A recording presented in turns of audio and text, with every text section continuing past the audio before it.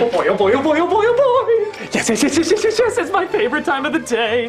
Critic, I don't think the girls in the 90s wore this many hair products. I look like Punky Brewster's recycling bin. And why are my pants this baggy? Also, why are all the logos on the back?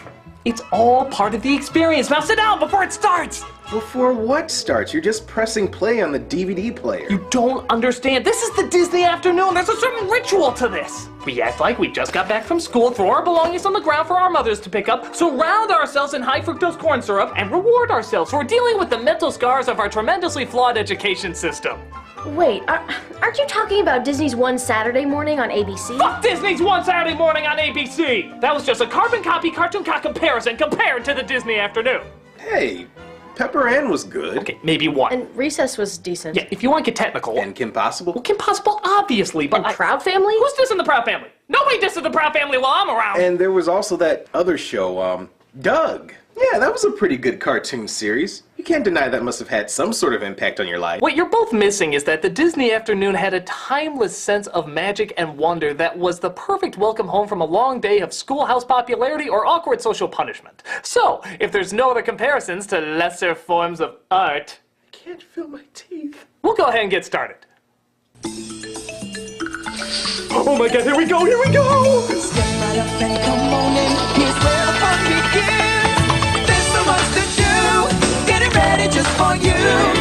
Everybody's busy bringing you a Disney afternoon. Hey, can you feel the buzz? Well, you're gonna feel the buzz because everybody's busy. Just a little Disney. Bringing you a Disney afternoon. For the first time ever from 1990 to 1997, Disney took some of its hit syndicated shows and ran them with all new material in a 2-hour block called the Disney Afternoon. Sure, there were some reruns and specials featuring the old classic Disney cartoons before then, but this was the first time Disney put a slew of new programming back to back in one glorious lineup. Most of it timeless, some of it not so much, but we'll get to that when we get to that. Let's look at Disney's first installment, Gummy Bears. Gummy bears, bouncing here and there and everywhere.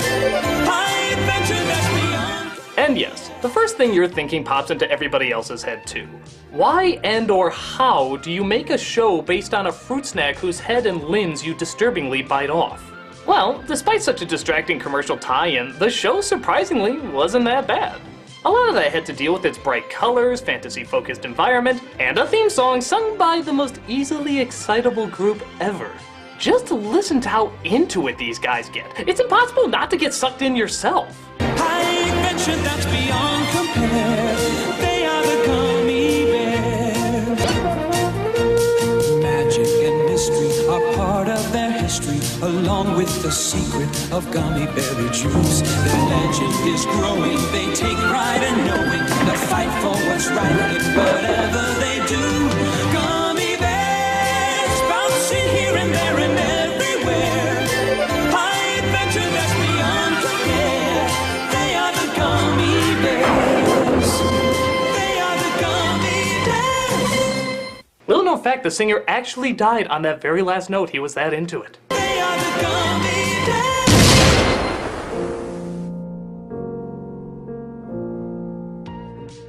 The show centers around a boy named Kevin. He lives in a kingdom trying to be conquered by a group of ogres led by the egotistical Duke. King Gregor's castle will be nothing but a big pile of gravel. Get moving! Time is money. Or it would be if I were paying you. Truth be told, I always thought the Duke through most of my childhood was just Skeletor before he lost his flesh. In fact, maybe this all takes place in the same universe and Skeletor is just the Duke's ghost. Tomorrow, the world!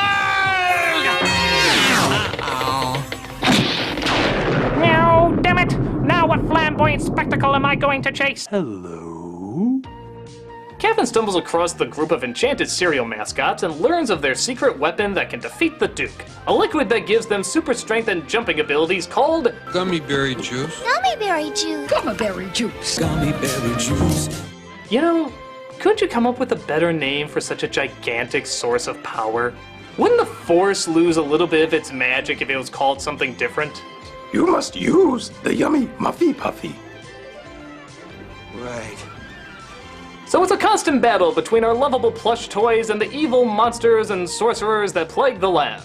The show had an innocence to it that made it silly but still pretty enjoyable. But maybe a lot of the show's intrigue came from the fact that it sounded like most of the bears ate your favorite cartoon characters. Like Garfield. He's more homesick than we are. Tigger. Oh no, of course not, Cubby. That's just the story. Natasha. Gruffy Gummy, you have the manners of a billy goat. Tony Curtis. Don't you tell me who I like and who I don't like. And of course, Nicolas Cage. This is the way the teddy bears have their picnic, bitch.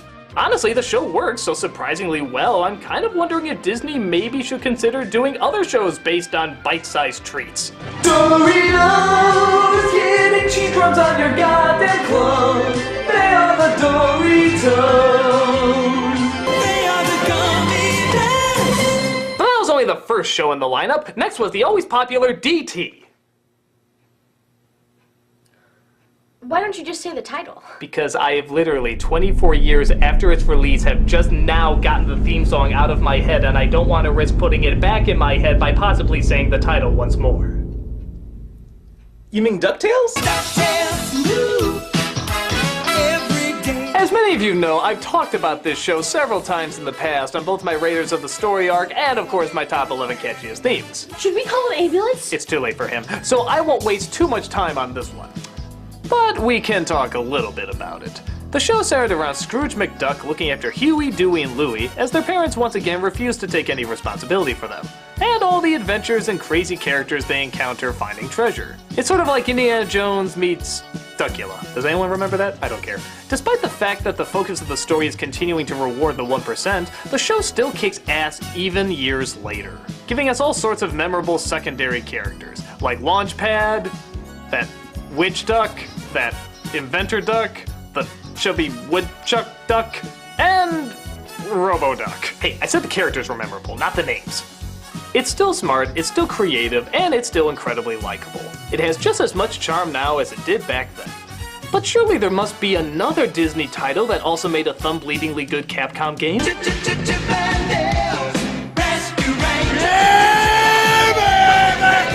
Now we're talking. Chip and Dale's Rescue Rangers was the famous chipmunk duo forming a team to help and save anyone in danger. Think of them as an anti-Pinky and the Brain. I'm Chip, and I'm Dale! You know Chip and Dale, of course, but on top of that there was Gadget, Zipper, and Monterey Jack. And while these characters were memorable and extremely likable, it did suddenly make me realize the traditional team formula that lingered over most kids' shows. For example, you have the inventor, you have the muscle, you have the leader, you have the goof-off, and of course, the little cute one that's just so darn adorable.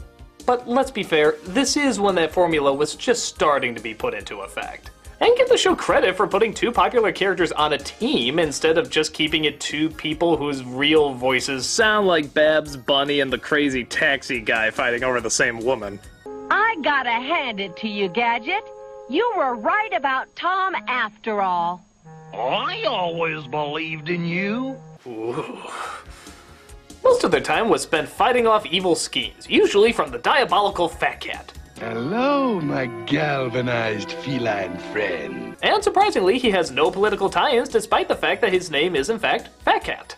Though I guess he does look a touch like Christopher Christie. My $1 million dinner, gone down the drain! While we're on the subject, did you know that Chip and Dale were actually modeled after Indiana Jones and Magnum P.I.? God, wouldn't that have been a totally different show if it matched their personalities too? You stood up to be countered with the enemy of everything that the Grail stands for. Who gives a damn what you think? Hey, did you come here just to abuse me? The characters allow for a lot of inventive storylines and ideas. Like Gadget, being the Rowan equivalent of MacGyver. I mean, good God, just look at half the things she makes. Gee, Gadget, didn't you put any brakes on this thing? Don't be silly, Chip. Of course I did. But they fell off a few blocks back. Hey, Tamara, can you make a car out of a skateboard and a hairdryer? No. All I can do is a Chevy pickup truck sculpted out of rubber and ice. You're not also the craft! A lot of characters lent their way to learning some good lessons too. Like always be yourself, have confidence in your work, don't join cults. Yeah, there was actually an episode about the dangers of following a cult. And I think like most kids around my age, found out what a cult was by watching this episode. Hey, it's better than finding out other ways. He had more cheese wedges than he could count, but he's far richer in spirit now that he's giving up all his wealth to be fizzed. It's actually pretty clever social satire. A group of mice mistake a cola commercial, you know, the ones that always say you don't belong unless you buy our product, and they turn it into a literal interpretation. Ah, we were all lost once before we found the cola cult. And I'll be damned if I can't remember one algebraic equation from all my days of school, but yet years later, I still remember every fucking word of the Cuckoo Cola song. Come along, you belong to the fizz of Cuckoo Cola. Get to the store and take all you can carry. When we got the flavors of Christmas cherry, you belong with Cuckoo Cola. It was cute, it was clever, it had characters we could never forget, it was a whole lot of fun. After Chip and Dale wrapped up, we then moved on to a show with a familiar character who's a bumbling pilot with his gigantic plane and the timeless environment that he inhabited. I'm talking, of course, about The Jungle Book.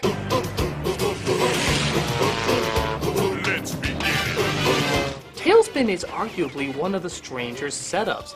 Not because of the plot itself about a delivery pilot who battles air pirates along with his sidekick Kit, but why the Jungle Book characters? It's like having the cast of Bambi in a film noir. It doesn't add up. Well, maybe part of it is that, surprisingly, Jungle Book, after inflation, was the 4th highest grossing Disney film at that time. So I guess they figured it made sense to give them their own show. But even then, there's only 3 characters that ever made it in, Baloo, Louie, and Shere Khan. Where are the other guys? Wouldn't it be great to see Kaa in there? Or Kaa? But then again, to their credit, maybe that's all they needed, as the rest of the characters stood on their own quite nicely. Kid was sort of the everyday kid you wanted to be, especially when he was flying around on that glider thing. He's kind of like an adorable green goblin. I mean, more adorable than he already is. Baloo told me never to talk to strangers, and I've never met anybody stranger than you. Cute kid. There was Rebecca, who ran the business, who a lot of people didn't like, but honestly, I think she's a perfect comic foil. Just look at all these reactions when Baloo tries to disguise his friend as a scientist. Guten Tag, bonjour, and how you doing? What are you doing in that getup? Ugh, you have me confused with someone entirely not myself. I'm Dr. Sven Philippe Gesundheit, BVD. You mean PhD? Oh, that too. She even plays along in finding ways to teach Baloo a lesson for trying such a lazy scheme.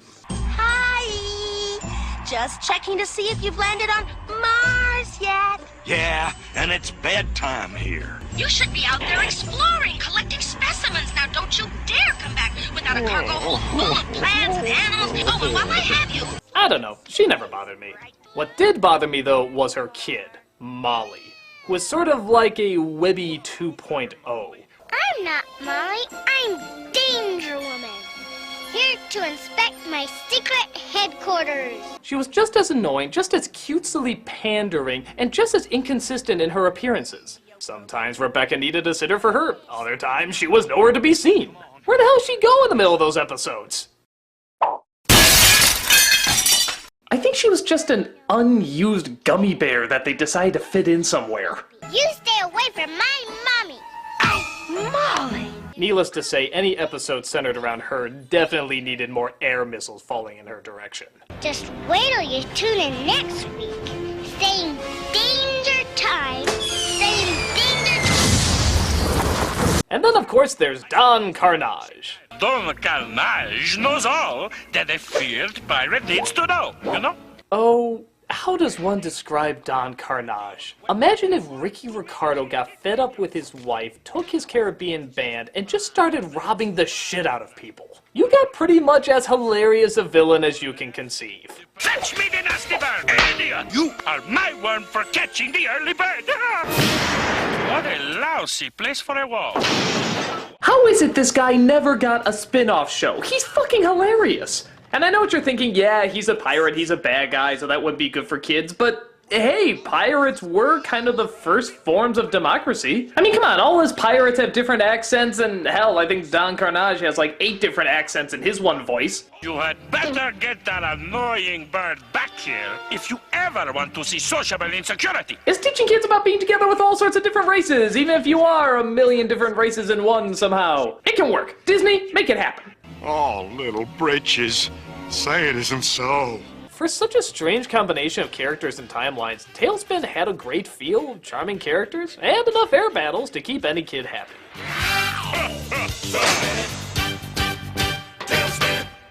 But sadly, this would spell the end for Disney's phenomenal run.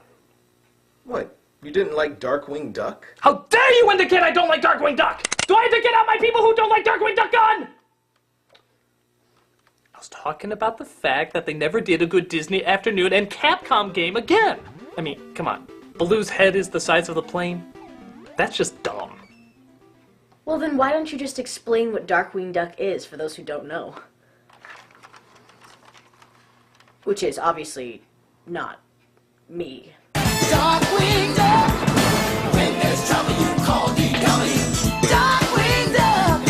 He is the terror that flaps in the night. He is the noun that verbs your other noun. He is Darkwing Duck! Yeah, a funny superhero was really nothing new. But part of what made Darkwing Duck so great was that majority of the time, he wasn't doing it because he thought it was right. He did it for the exact opposite reason any superhero should. He did it for fame and fortune. Really think about that. We've seen a ton of egotistical, funny villains, but Disney has never really had a hero that was full of himself. Constantly looking for attention, and even sometimes endangering the mission so that he can get all the glory. I had it all under control. Let me guess. You've come to hell. Everyone jumping on my crime-fighting bandwagon. I'm not flying anywhere with Laughing Boy here. Yeah, we've had a side character here or there, but this is a main character, a main Disney character, the focus of good morals. And yet he constantly comes across as 100% egotistical in every single scene he's in. He even provides his own narrations out loud like a little kid. He had washed the city clean of crime, like a damp mop. No, that's not very dramatic. But maybe that's why we indulged him so much. It wasn't as much a nasty need for attention as much as like a little kid looking for attention.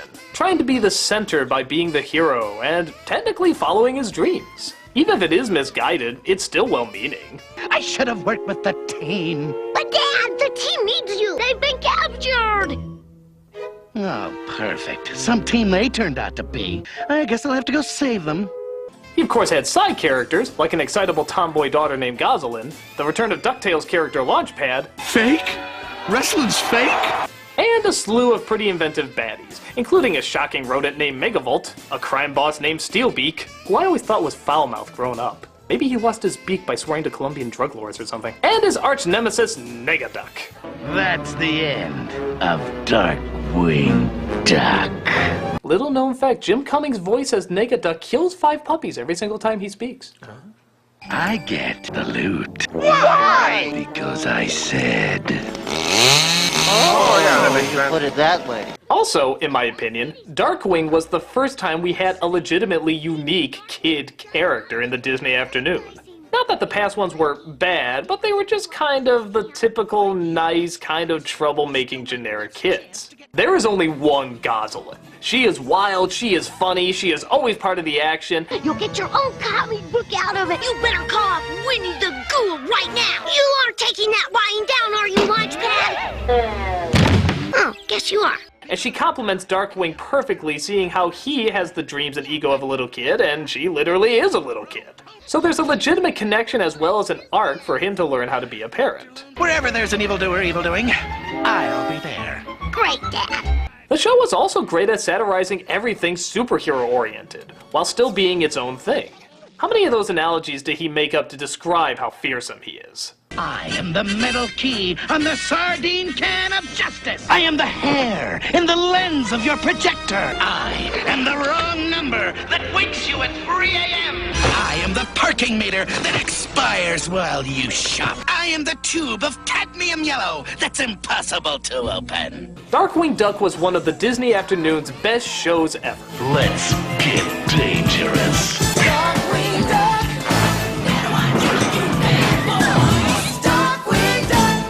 before, sadly, its inevitable decline. Decline? What do you mean decline?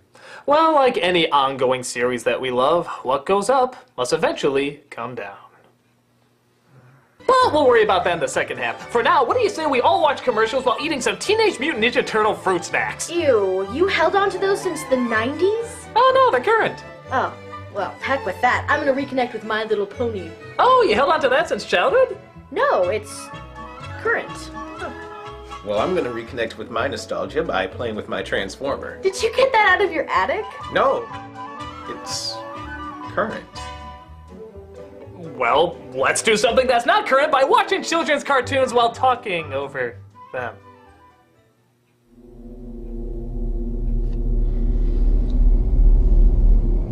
Nothing's changed.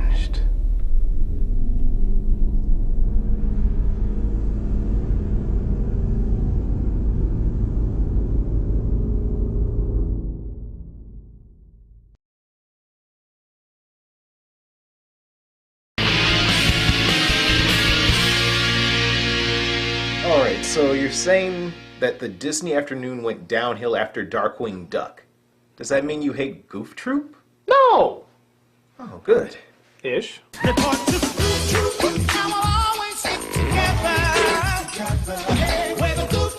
Goof Troop by no means is a bad show. It's aired around Goofy and his son Max living in suburbia next to Pete and his family, PJ, Peg, and Pistol. It still had a lot of funny characters, humorous situations, and a big deal of heart. But this is back when Disney was trying to be... kill! Just look at this music video that premiered with the first episode, and tell me you're not getting that vibe. Isn't always it. Sometimes you gotta goof just a little bit. Oh yeah, all the kids are gonna be doing the Goofy this week. I get the feeling the Mad Hatter's gonna steal a move or two from this. This is total jigginess.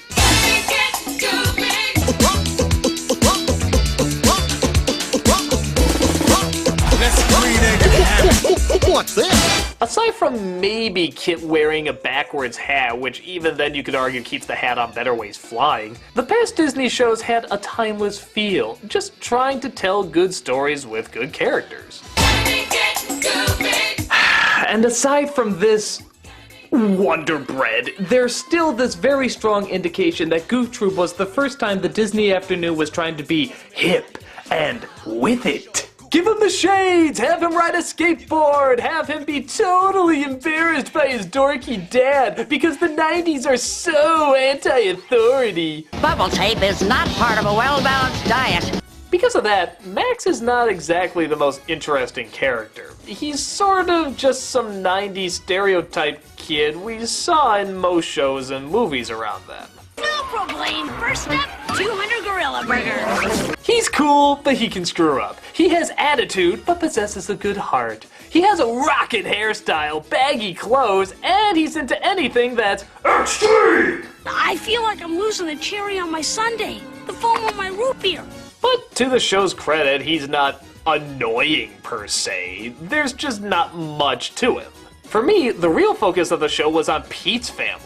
I wish the show was just based on these guys. This is where the real comedy gold was. Playing sick, eh? Well, you can't fool me, see? I was a fool way before you were born. You have an overbearing father, a completely neurotic son, a half-kind but half-threatening mother, and a psychotic little daughter. Seriously, who names their kid Pistol? Now go out there and uphold the family IQ. I loved these guys. I wanted more of them. In fact, why couldn't they have the title of the show? Call it Pete Beat. Okay, title needs to work, but you get the idea. I think because shows like Home Improvement and Family Matters were just as popular with kids as they were with adults, there's this big push to throw away the wild imaginative worlds and stick to the all-too-comforting, all-too-boring realms of suburbia. And what fun is that in an animated show? At least for kids. I mean, what kind of adventures ever happen in suburbia?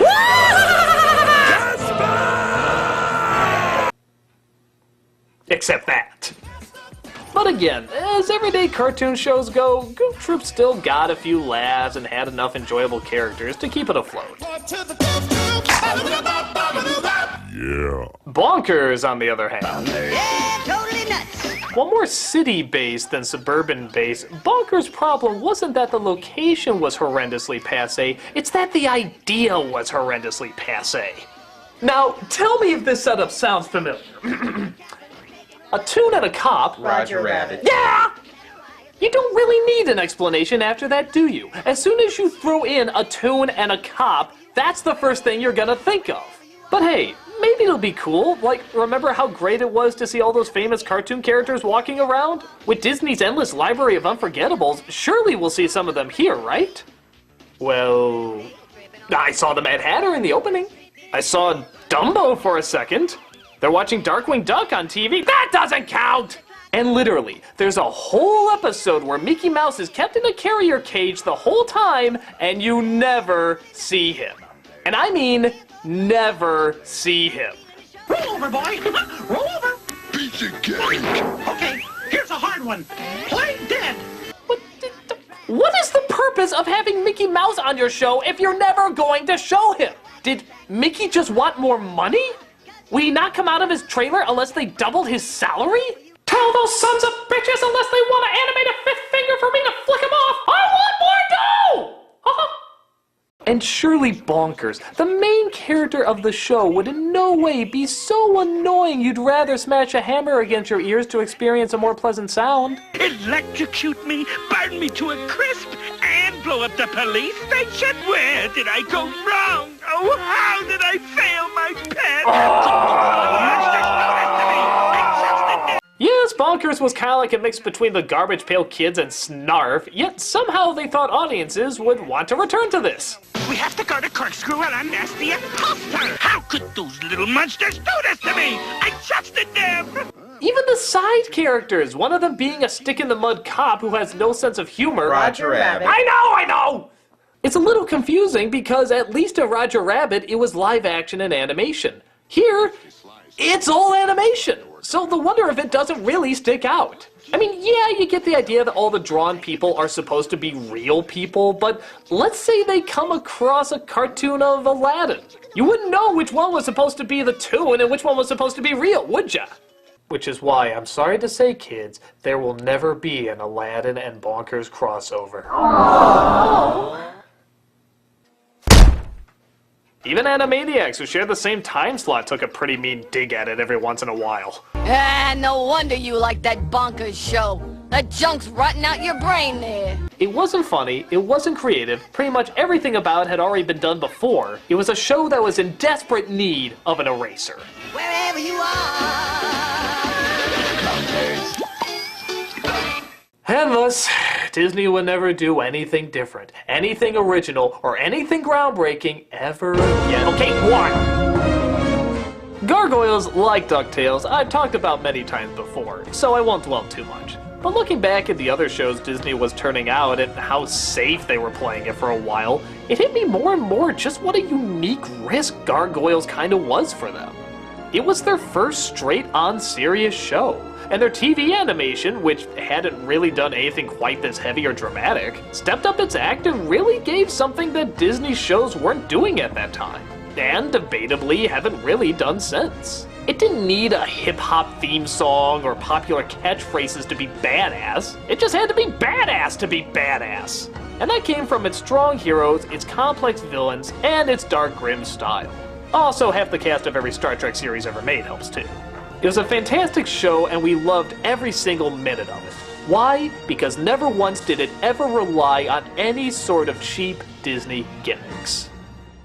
We had Aladdin for that. Arabian Nights, like Arabian Days. I'll try not to step on too many toes, as I know a lot of people like this show. And in all fairness, it's not a bad idea for a show.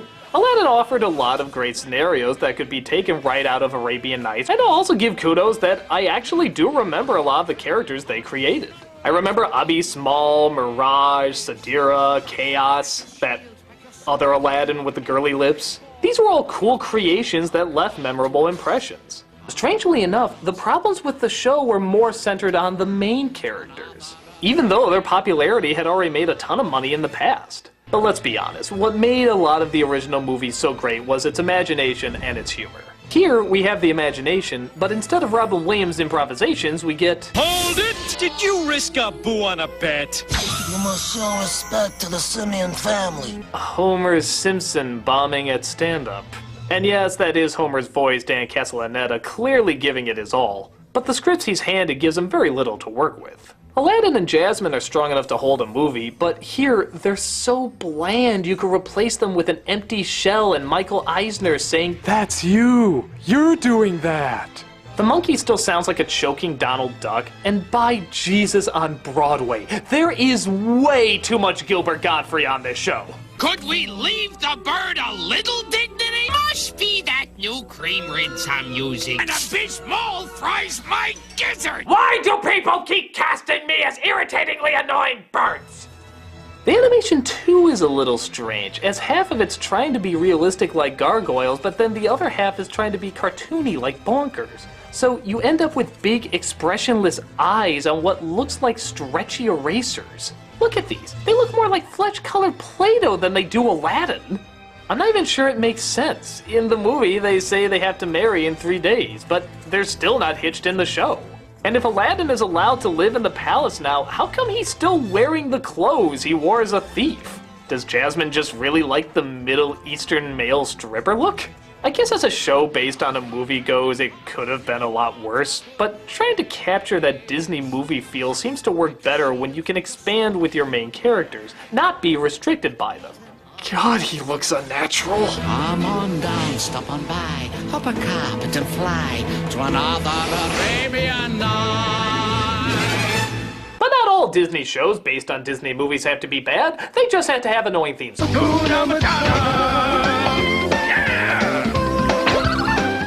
There's not really too much to say about Timon and Pumbaa either. Not because it's bad, on the contrary, it delivers exactly what it promises. It's Timon and Pumbaa in hijinks, goofy situations, and silly scenarios. And that's about all you needed, and that's about all it delivered.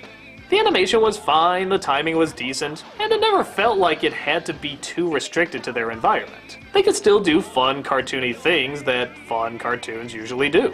It's totally serviceable. Hell, I dare even say they're a lot funnier here than they are in the movie. But sadly, for every Timon and Pumbaa, there's a Schnookums and meat. Schnookums and what? Yeah, I don't remember that. Well, that's because we're starting to get into the half seasons. You see, as the Disney afternoon started to lose its audience, it took one of their time slots and would constantly alternate in between shows. So Tuesday at 4 might be Bonkers, but Wednesday at 4 could be Gargoyles, and Friday at 4 could be Legend of Zelda. I mean Schnookums and Meat. This was part of their attempt to just throw stuff at the wall to see what sticks. And did Schnookums and Meat stick? If by stick, you mean I like to impale them on something very sharp. Just look at this intro and tell me if it reminds you of anything. Anything familiar at all. Ren and Stimpy. If you thought Bonkers ripping off Roger Rabbit was bad, this was just uncomfortable. From the surreal animation to the paint drop backgrounds to the semi-realistic stills to the fact that it's a cat and a goddamn dog, it was pretty fucking painful. It's like watching a kid dance well and then another less talented kid says he can do the same thing and then ends up copying a terrible cartoon show. And let me tell you, if you thought Bonkers was annoying, take a listen to this. I protect the house from intruders. Oh, yeah? Well, I think you're too stupid to know otherwise. Okay. I am not stupid. I am not stupid. I am not stupid. Hey, did you hit him again? No, I think he's just reacting to the sound of their voices. So horrible! The animation is still Disney too, and even though they're trying to be different, it's still clearly out of their comfort zone. It still looks a little too polished and safe to be anything like the all-out insanity that Ren and Stimpy gave us. The creator of the show went on to do Eek the Cat, which also had a Ren and Stimpy feel, but was still unique enough to be called its own show. This is the equivalent of a video game reviewer seeing another video game reviewer and trying to do exactly the same thing but not even coming close to fill in your own punchline here. But as bad as this is, it still doesn't compare to the final 2 shows desperate enough to cash in on what Disney considered at the time major attitudeness. What show is that? Quack Pack. I feel like quacking, so I think I will. You know how Goof Troop kind of exploited speaking the language of our personality-deprived youth? Well, Quack Pack is the fucking parade for it. Just look at this intro. Film strips? Why, that's not current and hip! Oh yeah, now this is current and hip. Huey, Dewey, and Louie. Oh, I mean... Extreme Huey, Dewey, and Louie! Quack! This'll teach that unhip adult not to be 15 years younger. Take that, not us! Even the song sounds ridiculous, and I'm including by Disney standards. I feel like quacking, so I think I will. What the hell does that mean? Who wakes up and says, I feel like quacking today? Did I miss that thing? Did I miss that thing? Dark days, quack back. And there's your first problem. How do you make anyone called Huey, Dewey, and Louie cool? Well, I think the thought process is just to take the most popular of the 3 Home Improvement boys and just make 3 of them. No, I'm not even kidding. These kids have no personalities outside of Jonathan Taylor Thomas quotes and 90s poses. Oh, don't know what 90s poses are? I'll give you a run through. The I don't care pranksters. The I don't care belly layers. The I don't care arms folded and or hands in pockets. The I don't care shrug, followed by the I don't care resting hands behind my head. And the constant I don't care leaning against anything I can lean against. But hey, they don't need personalities because they use radical abbreviations like Uncle D. Ah, geez, what's your rap, Uncle D, but we've got a room to clean! Well, if it worked in the Brady Bunch and Sunny Delight commercials, surely our youth must be saying it nowadays. A disgusting sight. Granted, it's not like they've never used abbreviations before. DW, could you give me a hand? But something about those initials just has a good ring to it. The stories mostly seem to center around weird experiments, superheroes, top secret missions, pretty much anything they wanted. Which would be great if you wanted to see any of these characters go through any of those. You don't, because it's fucking Huey, Dewey, and Louie. Yeah, without the incredibly rich duck or the incredibly funny duck, Huey, Dewey, and Louie are not interesting characters. I'd love to see Darkwing Duck go through all of this. I'd love to see the Rescue Rangers go through all of this. But those were great characters I wanted to follow. These are just the Jonas Brothers if even less personality was required from them. So many comic books, so little time. You guys ever think maybe we should quit reading all these comics and do something? Someone's been reading self-help books again. Pitiful. So there's no other way to put it, people. This show is pretty bad. To the extreme!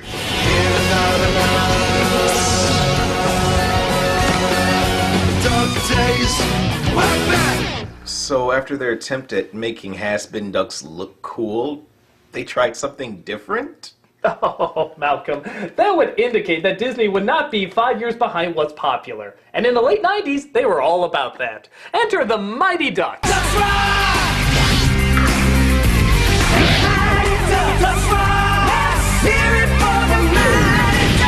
I guess because they knew ducks were gonna be the big trend for a while.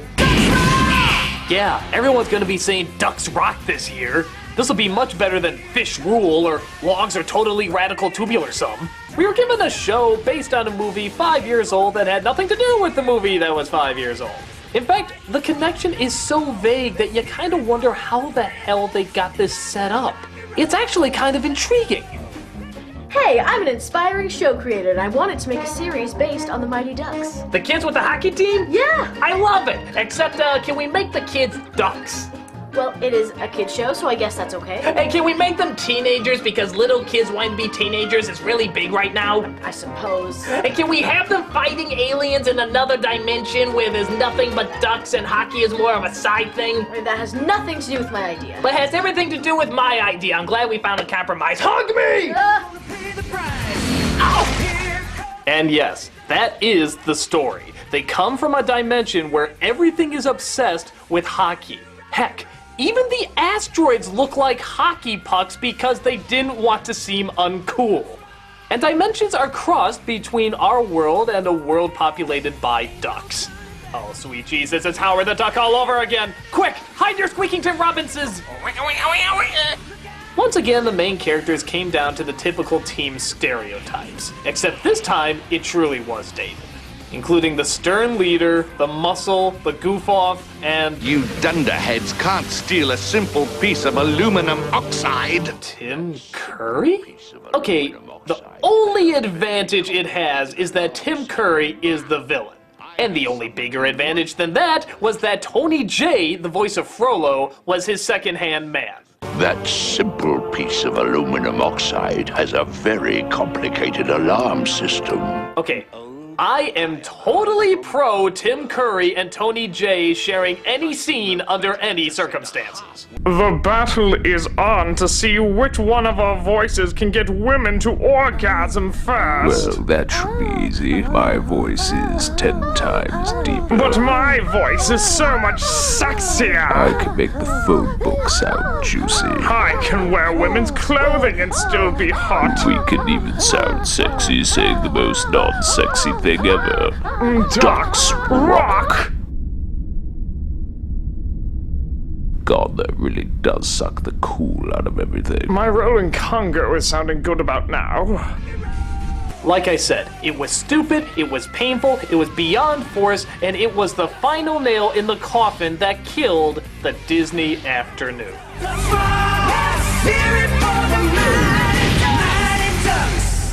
Well, that's kind of a shame that everything ended up going downhill like that.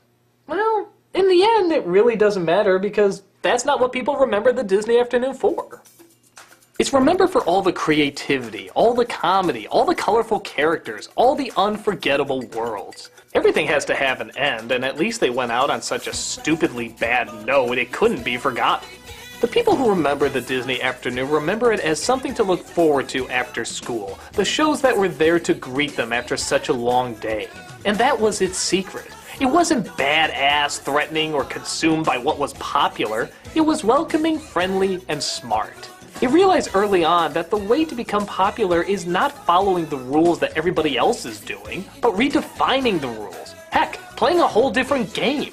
And with all the effort put into these awesome shows, they're still gonna stick with us even years after they've been pulled off the air. Bringing you a Disney afternoon.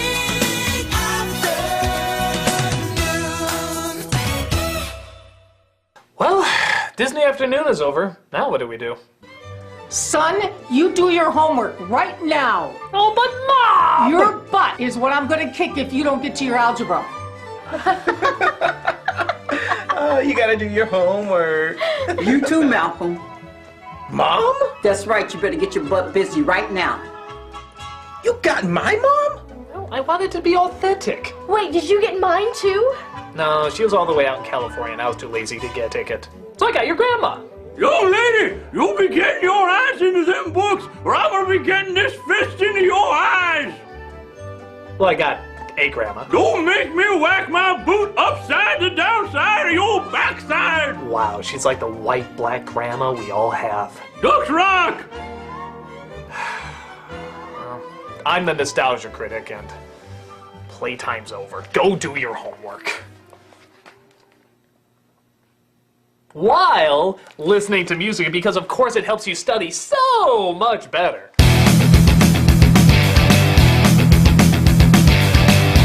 Dang nabbit!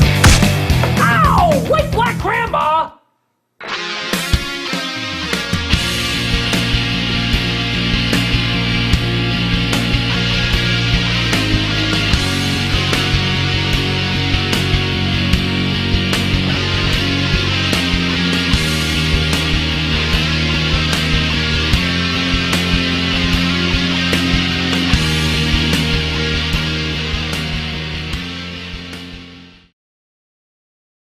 Ducks rock!